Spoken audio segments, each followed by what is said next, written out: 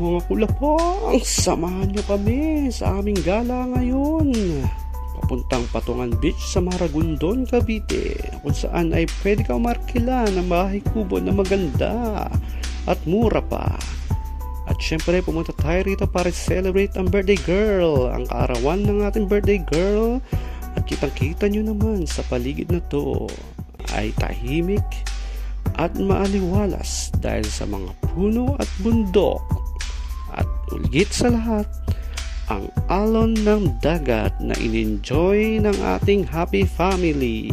At kitang-kita nyo naman, pagdating namin ay nag-swimming na agad ang mga kids dahil hindi nila mapigilan ang kanilang sarili upang i-enjoy ang sandaling ito kung saan tayo ay nakarating sa magandang beach. At ayan, nakita nyo na ang kids natin na naglalaro sa beach at sa sand. Gumagawa sila ng sand castle, pero hindi nila magawa. Kaya naman hanggang hapon na at tayo ay nagpahinga na. Dahil bawal nang mag-swimming sa beach, tayo na lang ay pumunta sa dalampasigan at tayo ay tumambay. Naglaro ng taguan at syempre nag-stargazing din. Kahit walang star na makita, pero may moon na sobrang liit. At syempre gumising tayo ng maga para tignan sana at kuhanan ng picture ang sunrise na hindi namin nakuhanan dahil sa bundok na yan. Kitang-kita niyo naman na hindi talaga dyan magra-rise ang sun dahil natatakpan ng bundok.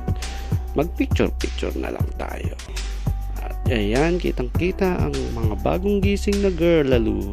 Peace tayo dyan hanggang sa lumiwanag na at naglaro pa rin sila ng sand. Laro dito, laro dyan. Laro ng sand, laro lang. Okay, kaya naman yan, pagkatapos nyo dyan ay maghugas ng kamay. Tayo na at maglaro na ulit.